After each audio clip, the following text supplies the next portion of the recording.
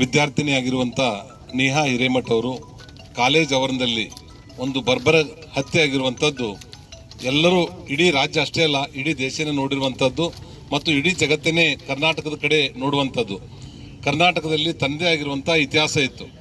ಒಂದು ಸ್ನೇಹ ಸೌಹಾರ್ದತೆಗೆ ಮತ್ತು ಬೇರೆ ರಾಜ್ಯಗಳು ಅನುಕರಣೆ ಮಾಡುವಂಥ ನಿಟ್ಟಿನಲ್ಲಿ ಹಿಂದೆ ಕರ್ನಾಟಕ ಸರ್ಕಾರಗಳು ನಡ್ಕೋತಾ ಇತ್ತು.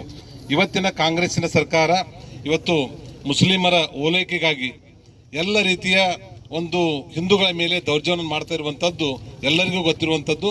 ಅದನ್ನು ನಮ್ಮ ಭಾರತೀಯ ಜನತಾ ಪಾರ್ಟಿ ಒಂದು ಉಗ್ರವಾಗಿ ಒಂದು ಖಂಡನೆಯನ್ನು ನಾವು ಮಾಡ್ತೇವೆ. ಈಗ ನೇಹಾ ಹಿರೇಮಠ ಅವರ ಏನು ಕೊಲೆಗೆ ಕಾರಣರಾಗಿರುವಂಥ ಅವರನ್ನು ಈಗಾಗಲೇ ಪೊಲೀಸರು ಅರೆಸ್ಟ್ ಮಾಡಿರುವಂಥದ್ದನ್ನ ಅವರಿಗೆ ಗಲ್ಲು ಶಿಕ್ಷೆ ಮಾಡಬೇಕನ್ನುವಂಥದ್ದು ಮತ್ತು ಮುಂದೆ ಈ ರೀತಿ ಘಟನೆಗಳು ನಡೀಲಾರದಂತೆ ಈ ಸರ್ಕಾರ ಆಗಿರ್ಬೋದು ಮತ್ತು ಪೊಲೀಸ್ ಇಲಾಖೆ ಅದನ್ನು ನಡ್ಕೋಬೇಕು ಅನ್ನುವಂಥದ್ದನ್ನ ಈ ಸಂದರ್ಭದಲ್ಲಿ ಹೇಳ್ತೇನೆ. ಮೊನ್ನೆ ರಾಜ್ಯಸಭಾ ಬೆಳಗಾವದಲ್ಲಿನೂ ಸಹಿತ ಇಂಥದೇ ಒಂದು ಒಂಟಮೂರಿಯಲ್ಲಿ ಒಂದು ದಲಿತ ಮಹಿಳೆಯನ್ನ ಬೆತ್ತಲೆ ಮಾಡಿರುವಂಥದ್ದು ಈ ಕಾಂಗ್ರೆಸ್ಸಿನ ಸರ್ಕಾರದ ಆಡಳಿತದಲ್ಲಿ ನಡೆದಿರುವಂಥದ್ದು. ಆ ಸಂದರ್ಭದಲ್ಲಿನೂ ಸಹಿತ ಯಾವುದೇ ರೀತಿಯಿಂದ ಕ್ರಮ ತೆಗೆದುಕೊಳ್ಳುವಂಥದ್ದನ್ನು ಸಹಿತ ನಮ್ಮ ಭಾರತೀಯ ಜನತಾ ಪಾರ್ಟಿ ಒಂದು ಖಂಡನೆಯನ್ನು ಮಾಡ್ತದೆ.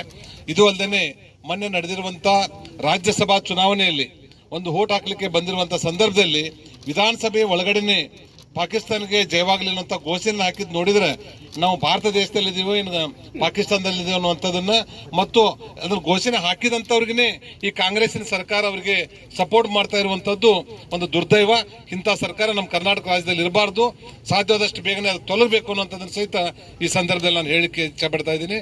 ಇದೇ ರೀತಿಯಾಗಿ ಬೇರೆ ಬೇರೆ ರಾಜ್ಯಗಳಲ್ಲಿ ಬೇರೆ ಬೇರೆ ಇಂಥ ಘಟನೆಗಳು ನಡೆದಾಗ ಇದೇ ನಮ್ಮ ಕಾಂಗ್ರೆಸ್ಸಿನ ನಾಯಕರು ನಮ್ಮಲ್ಲಿ ನಡೆದಿದೆ ಏನೋ ಅನ್ನೋಂಥದ್ದನ್ನ ಪ್ರಶ್ನೆ ಅವಾಗ ಹಾಕ್ತಾ ಇದ್ರು.